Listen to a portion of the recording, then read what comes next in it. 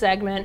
But let's jump into some true and false. There have been a lot of different storylines. As you wrote in your game story the other night, this wasn't a drama-filled series, which is awesome. But some of the drama coming out of Joe Lacob's comments of we want Cleveland as much as this series is kind of pegged to be that, they want that redemption.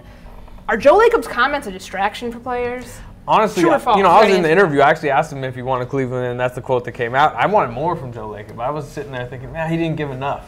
I was hoping he was really going to make some headlines. It ends up turning into a headline, and people are talking bulletin board. To me, it's not that big a deal. It really wasn't that inflammatory. Same with the whole Tyronn Lue, what he said recently. I didn't really think that was as bad as some people made it out to be. Whatever. I mean, what matters is how LeBron James and Kevin Durant are guarding each other, and how Kyrie's shooting, and Clay and Iguodala. It's not whether Joe Lacob gave them an inch more motivation or the other way around. I'm gonna go with true, like on a minor level, mostly because they've gone like all year without talking mess, right? Like they've won, they're 12-0, and you don't hear them saying anything. Oh, we don't know what's gonna happen. Even Draymond's like, look, man, we blew a 3-1 lead. Like we gotta be everybody humble. So here he goes, kind of violating that. Like we want Cleveland. They want to say it, but they're like, nah, that's not the message. Let's chill, and he'll say it. I don't think it's a factor at all. But I think it's like, hey, we almost have a team message here of let's focus on what we got to do. We got to win a championship. We did all of this hype and back and forth, and Clay saying it's a man's game and all that stuff last year. Now they don't want to do any of it. Now they want to say all the right things and not deal into that. Does that affect one single shot in the series? No, well, the owner never affects the shot. So that's what I mean. But I just feel like, look, if you think Draymond don't want to pop off, let him then. I'm all for it. The team message is we're not about that. No, the message for Draymond threw him off last year. Draymond's just gonna wait for the podcast, Mark. Yeah, absolutely. He's not giving away anything here. He's gonna wait for that. No, he ain't. Look, the worst thing they could do is start talking mess and then lose again. So they're like, well, let's just shut up and win. That's the message. We're just gonna be quiet and win, and then after they win, you might hear him. But if Draymond can tone it down, the Draymond Green of the front office probably should tone it down too.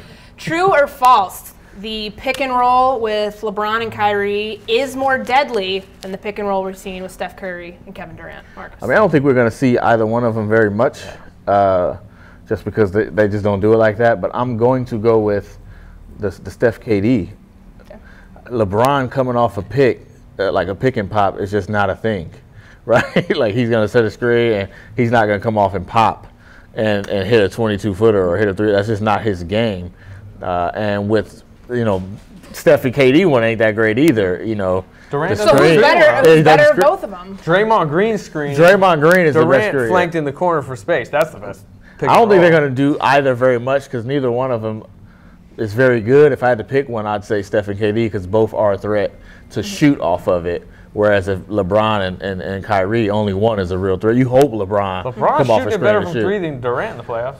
Yeah, I mean, obviously Durant is a better you're taking that shot. Shooter. If LeBron's coming off the screen, jacket 23, you're like, hey, that's exactly what we want.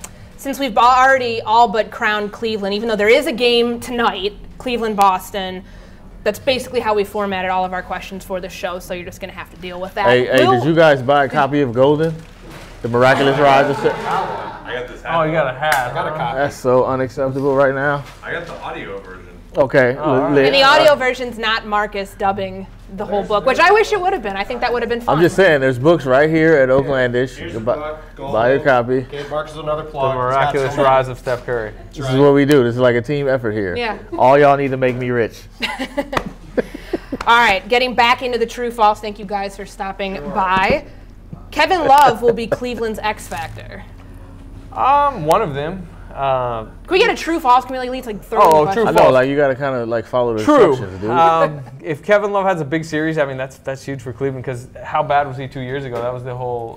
He didn't play. He was hurt. He was hurt. Last year. I mean, year the whole story was that he couldn't, guard in space. He actually makes maybe one of the more memorable defensive plays last year by guarding Steph Curry in space.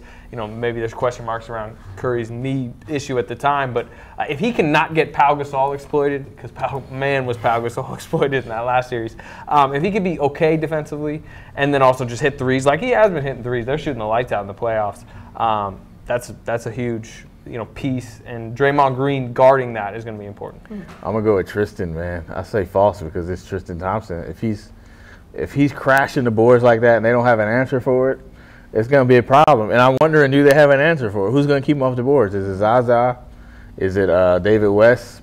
Or is it just like a battle of like athleticism with him and JaVale McGee just like killing each other? Like I don't know how they're gonna answer that. They couldn't answer it before.